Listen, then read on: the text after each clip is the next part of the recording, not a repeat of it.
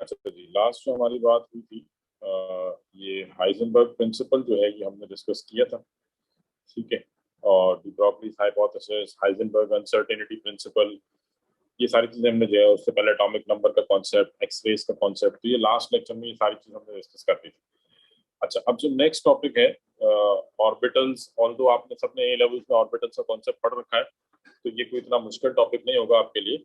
इसमें कुछ जो नई चीजें हैं वो सिर्फ हम डिस्कस करेंगे, ठीक है। अच्छा, लेकिन इस टॉपिक के लिए जो मतलब आप कह लें कि जो प्री रिक्विजिट है कि जो क्वांटम नंबर्स का टॉपिक है वो आप सबने पढ़ रखा हो, ठीक है जी। तो क्वांटम नंबर्स तो सबको क्लियर है, इसमें कोई इशू तो नहीं है किसी को?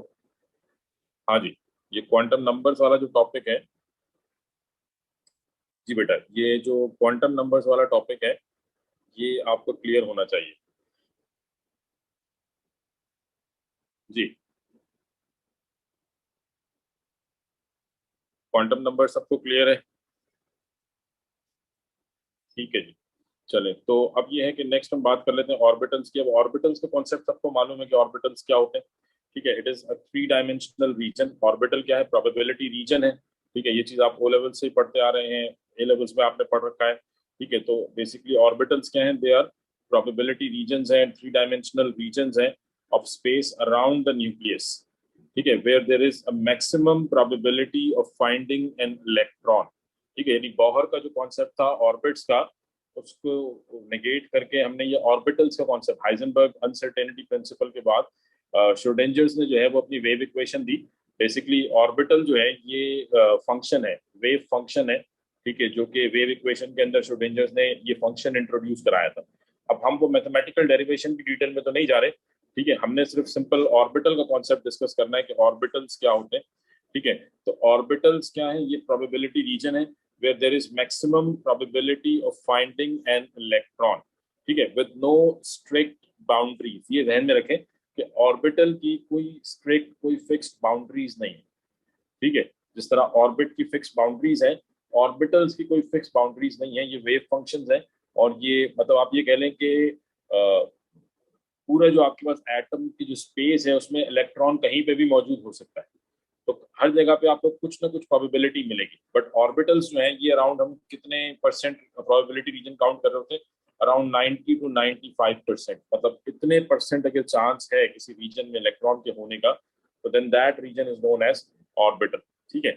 अच्छा, next, n orbital is associated with size, ठीक है। हर ऑर्बिटल का आप क्या देखते हैं? साइज देखते हैं। और मतलब ये कौन सा क्वांटम नंबर हो गया जी बेटा, कोई बताएगा? size of the orbital, which quantum number will give us the size of the orbital? हाँ जी, which quantum number will give us the size of the orbital?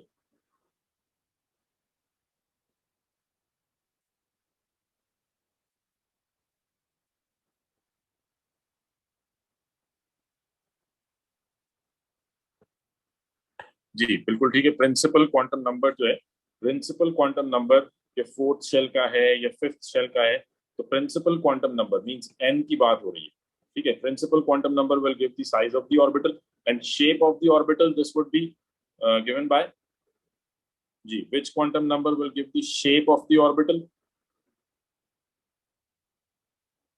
azimuthal quantum number और subsidiary quantum number, कुछ भी नाम दे सकते हैं आप, which is represented by L, and orientation of the orbital, this is given by magnetic quantum number M, ठीक है। तो बेसिकली ये तीन ही यहाँ पे डिस्कस करने की वजह क्या है? क्योंकि अगर आपने वो क्वांटम नंबर्स वाला लेक्चर पढ़ा है, देखा है, तो आपने मतलब उसमें मैंने ये चीज क्लियरली मेंशन की थी कि these are the 3 quantum numbers which are given by Schrodinger's wave equation,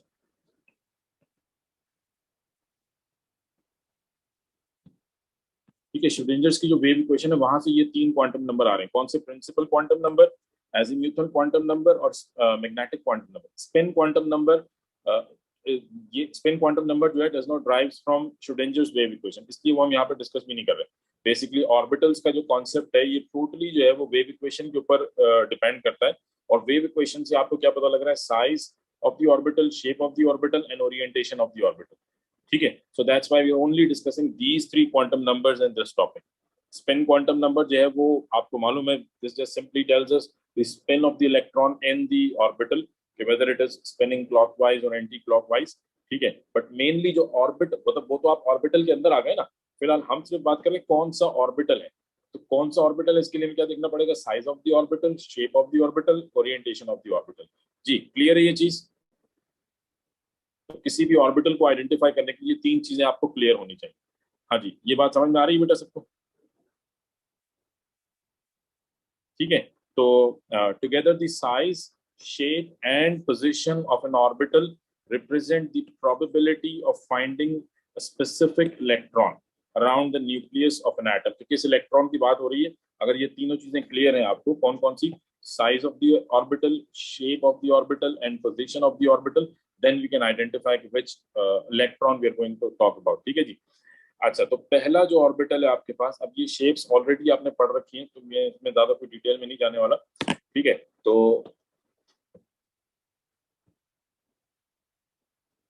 अच्छा जी, तो एस ऑर्बिटल की अगर हम शेप की बात करें, तो एस ऑर्बिटल के लिए एजीम्यूथल क्वांटम नंबर क्या है, एल इज इक्वल्स टू 0। ठीक है जी, s for s orbital azimuthal quantum number is 0, the value of azimuthal quantum number is 0, और इसकी शेप क्या है, स्फेरिकल शेप। ठीक है जी, found nearest to the nucleus. S orbital जो है, it is found nearest to the nucleus and size of the orbital increases with increase in the value of n. जैसे जैसे एन की वैल्यू बढ़ेगी तो साइज ऑफ द ऑर्बिटल भी बढ़ता जाएगा। लेट्स सपोज अगर हम कहते हैं कि जी वन फर्स्ट शेल के एस ऑर्बिटल की बात हो रही है, so this would be the s orbital of first shell, let's suppose this is 1s। ठीक है, अगर सेकंड ऑर्बिट के एस सेकंड शेल के एस ऑर्बिटल की बात हो रही है तो इसका रेडियस जो है वो बढ़ जाएगा। ठीक है, तो basically this is the probability region. ठीक है, यानी आप ये कह लें कि इस पूरे रीजन में इलेक्ट्रॉन कहीं पे भी मौजूद हो सकता है। ठीक है जी, ये इस पूरे रीजन में इलेक्ट्रॉन कहीं पे भी मौजूद, तो this is the probability region. ठीक है, ये एस ऑर्बिटल की शेप है, सबको क्लियर है, तो इसलिए मैं ज्यादा डिटेल में नहीं जाते। नेक्स्ट है p orbital. P orbital where l is equals to 1, m could be either -1, 0 और +1। ठीक है, एल क्या हो गया, azimuthal quantum number. So azimuthal quantum number for p orbital is 1, और फिर इसकी तीन ओरिएंटेशंस हैं, कौन कौन सी, p x, p y and p z, -1, 0, +1। Because m की वैल्यू क्या होती है, आपको याद होगा, m is equals to -l to +l। ठीक है जी, so it has 3 possible orientations. p orbital has 3 possible orientations, और इसकी जो शेप है, शेप यहाँ पे मेंशन करना भूल गया, तो shape of the orbital it has a dumbbell shape. ठीक है जी, it has a dumbbell shape. तो अगर लेट्स सपोज आप px ड्रॉ कर रहे हैं, तो let's say this is the axis, so the shape of px would be something like this, ये इसकी contours हो जाएंगे। ठीक है जी, so this is px, ये lobes कहलाती हैं, these are lobes। ठीक है जी। अच्छा, फिर उसमें इसमें भी हम आगे चल के नोट्स की भी बात करते हैं, फिलहाल मैं भी नोट्स को डिस्कस नहीं करा, नोट्स क्या होती है, बट वो अभी आगे चल के इसी टॉपिक में आज हम डिस्कस करेंगे। तो px हो गया, और अगर y एक्सिस के अराउंड है then it is called py। ठीक है जी, let's suppose it this is around y axis, तो then this is called py, और ऐसे pz ऑर्बिटल आ सकता है। ठीक है जी, सो ये आपके पास p ऑर्बिटल है, l की वैल्यू ध्यान में रखनी है, m की वैल्यू ध्यान में रखनी है, और तो ये टोटल आपके पास px, py, pz तीन ओरिएंटेशन आ जाती है। देन d ऑर्बिटल है, d orbital l is equals to 2, azimuthal quantum number की वैल्यू क्या होगी, 2, और इसकी 5 डिफरेंट ओरिएंटेशन हो जाएंगी, जो कि सबको मालूम है, dxy, dyz, dz square, dx square minus y square, dz square, और ये लेवल्स में आपने शेप्स बनाई है। ठीक है, इन चारों की शेप्स एक जैसी हैं। ये मतलब आपके पास दो लोब्स हैं, दो डम्बल्स हैं, वो कंबाइन हो गए, जिसमें से ये जो तीन है, dxy, dyz, dxz, sorry this is dxz,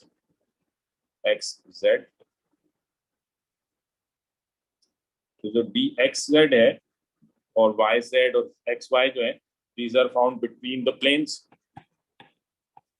between the planes, और ये जो दो आपके पास ऑर्बिटल्स हैं, they are on the plane. ठीक है, इनमें सिर्फ एक की शेप डिफरेंट है, dz स्क्वायर की, बाकी सब में आपके पास, क्योंकि इसमें ऑब्वियसली शेप्स जो हैं वो ऐसे बनाने को तो नहीं आ सकती, बट आपको ये मालूम है कि इसमें दो लोब्स जो हैं ये कंबाइन होंगी। तो जब दो लोब्स कंबाइन है, ठीक है जी, so this would be shape, this could, if it is around along the axis of d of xy, then it is dxy, along axis of yz, then it is yz, zx। फिर ऐसी z square की जो shape है वो सबसे different है कि z square में ये लोब और फिर इसमें ऐसे ये डोनट टाइप की शेप आ जाती है। So this is D Z square. तो ये खैर आप सबने पढ़ रखी है, तो मैं इसमें जो है ज्यादा हमें डिटेल में जाने की जरूरत नहीं है जी। क्लियर है बेटा यहाँ तक? इसमें कोई कंफ्यूजन ऑर्बिटल्स की शेप्स में? नेक्स्ट हम नोड्स की बात करते हैं।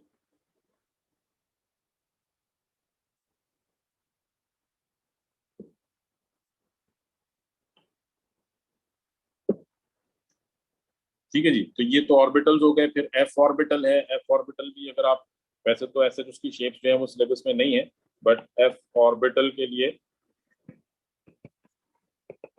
अगर हम बात करें तो एजीमुथल क्वांटम नंबर की वैल्यू क्या है? एल इज इक्वल्स टू 3, और इसकी 7 डिफरेंट ओरिएंटेशन है, -3, -2, -1, 0, +1, +2, +3। ठीक है, और ये कॉम्प्लेक्स शेप है।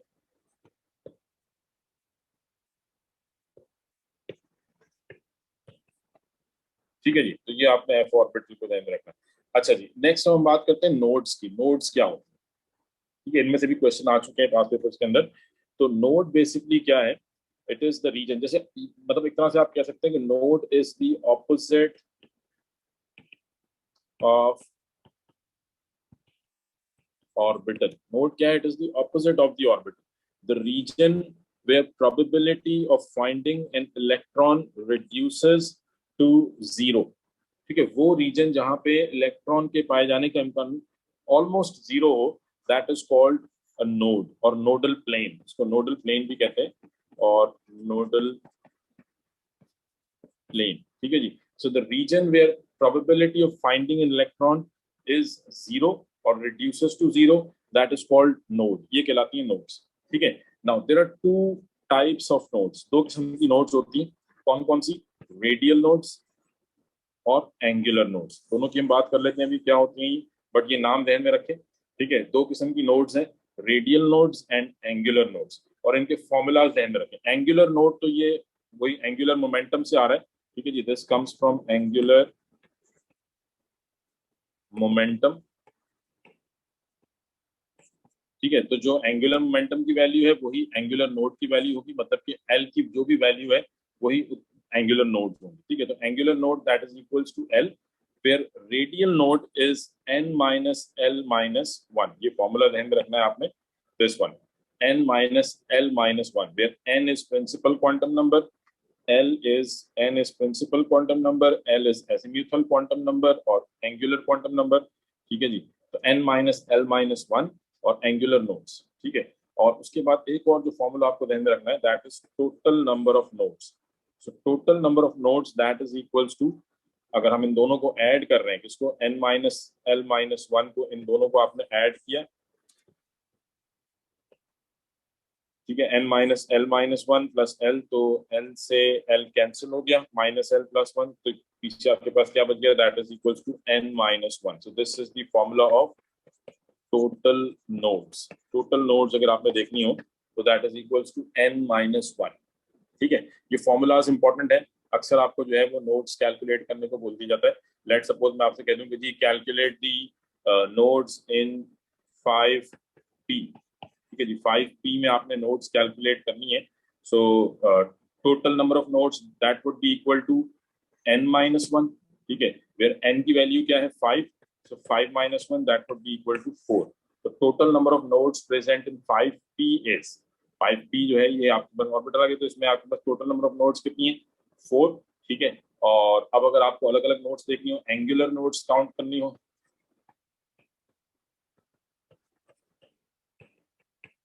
हाँ जी, एंगुलर नोड्स कितनी होंगी?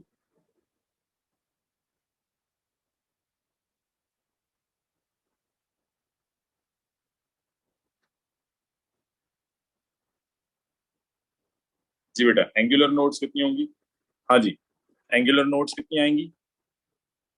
1। ठीक ठीक है जी। एंगुलर नोड्स का फॉर्मूला क्या था? Angular node is equal to l, और यहाँ पे एल की वैल्यू क्या है? एल की वैल्यू आप देखेंगे कि आपके पास ऑर्बिटल कौन सा है, विच ऑर्बिटल इज प्रेजेंट, तो पी है, तो पी के लिए वैल्यू क्या होती है याद रखें, s is equals to 0, p is equals to 1, d is equals to 2 and f is equals to 3।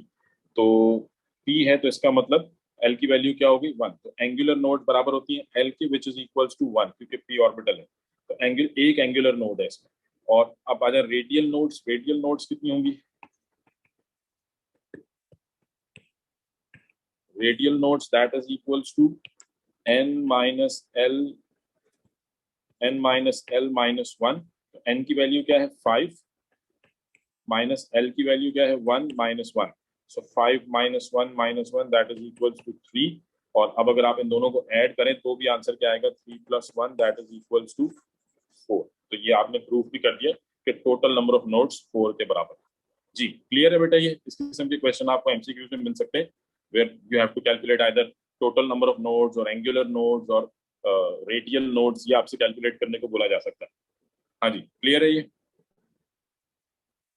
How to calculate total number of nodes, how to calculate radial nodes और angular nodes. जी इसमें कोई confusion?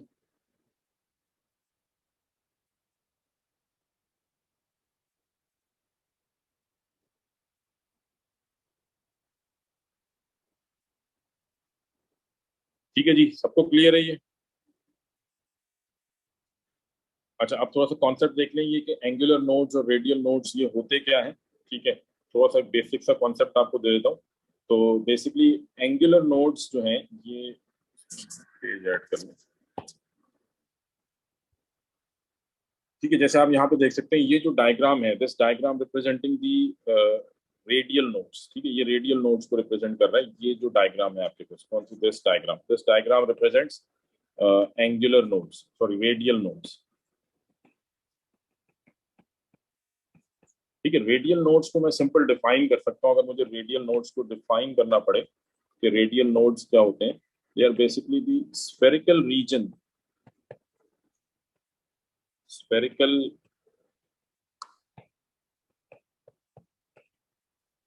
region around the nucleus where chances of finding an electron is 0। ठीक है जी, spherical regions where chances around the nucleus where chances of finding an electron is 0। ठीक है, तो अब अगर आप देखें ये 1s है। ठीक है, 1s के केस में देयर आर नो, मतलब अगर आपके पास 1s है तो दैट मींस रेडियल नोड्स का फॉर्मूला क्या था? Radial nodes is equals to n minus 1। तो रेडियल नोड्स n माइनस 1, तो अगर n की वैल्यू 1 है तो 1 minus 1 that is equals to 0, means there are no nodes, no radial nodes in 1s में या फर्स्ट शेल में कोई रेडियल नोड्स नहीं है। अगर सेकंड शेल है तो 2 माइनस 1 इज इक्वल्स टू 1, तो दैट मींस सेकंड शेल में एक नोड आ गया। अगर थर्ड शेल है तो 3 minus 1 that is equals to 2। So that means radial nodes जो हैं ये सिंपल, जो भी आपके पास जिस शेल में आप हैं या जिस एनर्जी लेवल में आप हैं उसमें से एक माइनस कर दें, उससे मतलब उससे 1 लेस रेडियल नोड्स होगी। ठीक है, अगर फोर्थ एनर्जी लेवल में है तो 3 रेडियल नोड्स होगी। तो रेडियल नोड्स जो हैं वो अगर आप यहाँ पे देखें, ये बेसिकली आपके पास, let suppose this is nucleus, this is nucleus. ठीक है जी, ये आपके पास न्यूक्लियस है। ठीक है, तो अब उसके बाद ये आपके पास नोड रिप्रेजेंट हो रही है, मतलब आप ये कह लें कि ये प्रोबेबिलिटी रीजन है where chances of finding an electron is present, और ये दूसरा प्रोबेबिलिटी रीजन है। ठीक है, इन दोनों के दरमियान में ये वो रीजन है। ठीक है, दिस इज द रीजन, ये जो वाइट आपको नजर आ रहा है, this is the region where chances of finding an electron is 0। यानी आप ये कह लें कि एक तरह से आप इसको यूं ध्यान में रखें कि ये आपके पास 1s है। ठीक है, और ये 2s है। तो 1s और 2s के दरमियान में एक रीजन होगा जिसमें इलेक्ट्रॉन के पाए जाने के इम्कानात 0 है। ठीक है, तो इन रीजन्स को हम नाम दे रहे हैं रेडियल नोड्स का। ज्यादा कोई हमें डिटेल में इसके जाने की जरूरत नहीं है, simple paper point of view से, तो जो आप कहेंगे टेस्ट के पॉइंट ऑफ व्यू से आपको इतना क्लियर होना चाहिए कैलकुलेट कैसे करना है। तो थोड़ा सा आपका जस्ट कॉन्सेप्ट क्लियर करने के लिए मैंने ये डायग्राम यहाँ पे शो कर दिया। अब किस तरह से कैलकुलेशन हो रही है उस डिटेल में मैं नहीं जा रहा, बस सिंपल ये ध्यान में रखें कि दो स्फेरिकल ऑर्बिटल्स के दरमियान के में जो गैप होगा, जहां पे इलेक्ट्रॉन के पाए जाने के इम्कानात जीरो होंगे, दैट इज कॉल्ड नोड। वो नोड कहलाएगा, रेडियल नोड कहलाएगा। जी क्लियर है बेटा ये?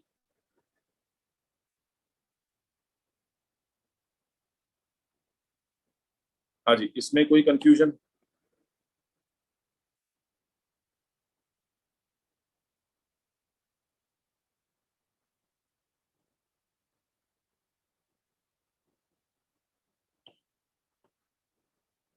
जी बेटा, बाकी सबको भी क्लियर है?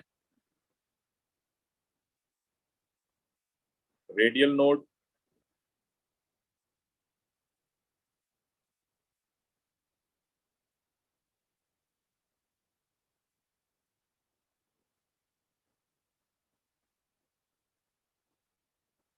ठीक है जी। नेक्स्ट हम बात कर लेते हैं एंगुलर नोड। एंगुलर नोड की अगर बात करें,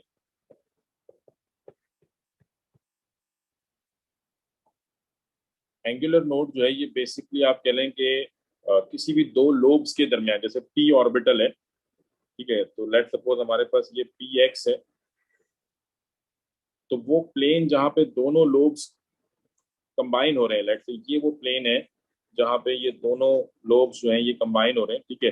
सो the plane at which both the lobes are connecting to each other, this plane, ठीक है, इस प्लेन को हम नाम देंगे that is known as angular node, ठीक है, इसको नोडल प्लेन भी कहते हैं। तो सिंपल आपने ये ध्यान में रखना है कि एंगुलर नोड क्या है, कि जो आपका मतलब वो प्लेन जहां पे दो लोब्स कंबाइन हो रहे हैं, ठीक है, तो उस पॉइंट पे यानी हम ये कह रहे हैं कि इलेक्ट्रॉन इस रीजन में मौजूद हो सकता है, इलेक्ट्रॉन इस रीजन में मौजूद हो सकता है, बट जिस पॉइंट पर ये दोनों लोब्स कंबाइन हो रहे हैं, इस पॉइंट पर ये मतलब आप कह रहे हैं कि इलेक्ट्रॉन्स प्रेजेंट नहीं हो सकते, तो ये एंगुलर नोड्स कहलाएंगे, ठीक है। तो ये रेडियल और एंगुलर नोड का कॉन्सेप्ट है। क्लियर हो गई बात?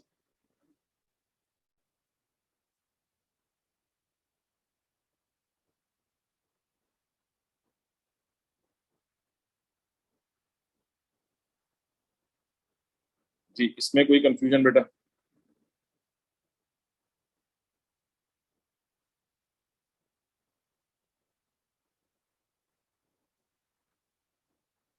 अच्छा जी, चलिए ये तो हो गया नोड्स का कॉन्सेप्ट, और इसके बाद नेक्स्ट हम आ जाते हैं इलेक्ट्रॉनिक कॉन्फ़िगरेशन। ठीक है, इलेक्ट्रॉनिक कॉन्फ़िगरेशन ये भी आपका टॉपिक पड़ा हुआ है, ठीक है। इसमें जस्ट मैं सिंपल रूल्स को डिस्कस करूंगा, ठीक है, कि कौन कौन से रूल्स, नाम से आपने वो रूल्स नहीं पढ़े हुए ए लेवल्स में, यहाँ पे आपको नाम से जो है वो रूल्स पढ़ने होते हैं।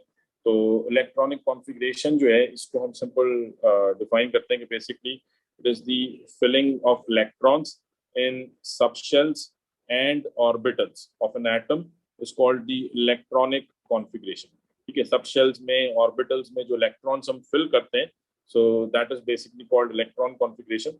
तो तीन रूल्स हैं जो आपने फॉलो करने हैं while we are filling the electrons. We have to follow three basic rules. Number one is aufbau principle, ठीक है। ऑफ-बाउ प्रिंसिपल, इसको अगर थोड़ा सा हम डिस्क्राइब कर दें, तो बेसिकली ऑफ-बाउ जो है ये जर्मन वर्ड है,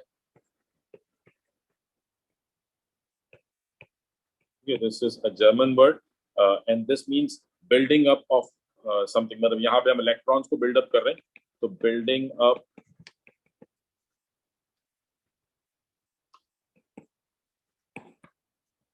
ऑफ इलेक्ट्रॉन्स, ठीक है जी। So according to aufbau principle, whenever जब भी आप इलेक्ट्रॉन्स को फिल करेंगे, electrons will be filled in the from lowest to from lower to higher energy level, yani the lower energy level will always be filled first. According to this principle, the lower energy level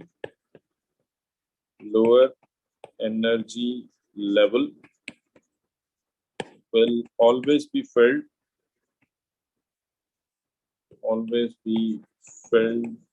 first,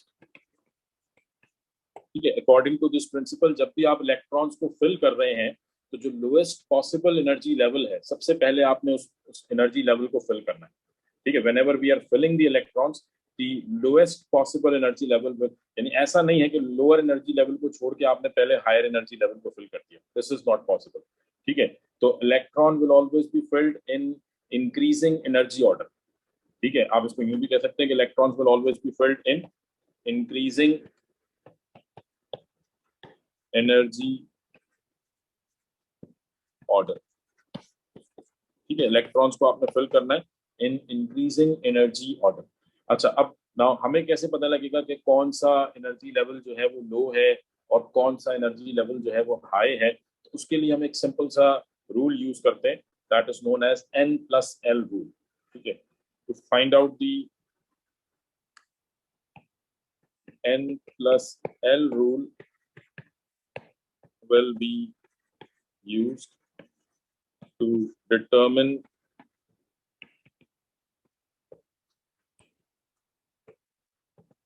which orbital will be filled first. ठीक है जी, N+L rule will be used to determine which orbital will be used first. यानी आप कह लें कि those orbitals which have a lower value of N+L will be filled first. Orbitals with lower value of N+L will be filled first. ठीक है जी, orbital with the lower value of N+L will be filled first. जिसकी N+L value कम होगी उसको आप पहले fill करेंगे, जिसकी N+L वैल्यू ज्यादा होगी उसको बाद में फिल करेंगे. ठीक है, and if two orbitals have same N+L value, if two orbitals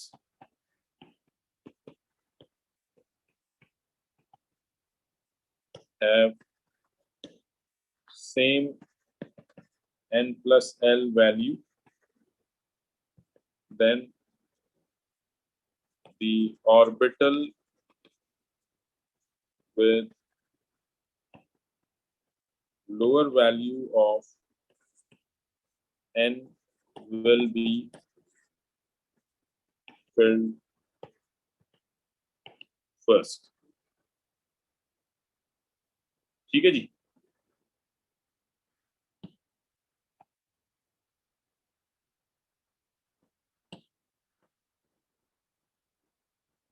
हाँ जी बेटा, ये दोनों रूल क्लियर है. पहली बात क्या है कि electron will be filled in the increasing energy level order. पहले आपने लोअर एनर्जी लेवल को फिल करना है, फिर हायर एनर्जी लेवल को, और इलेक्ट्रॉन फिल होंगे N+L, जिसके N+L वैल्यू, अब N क्या है? Principal quantum number. N is principal quantum number, L is azimuthal quantum number.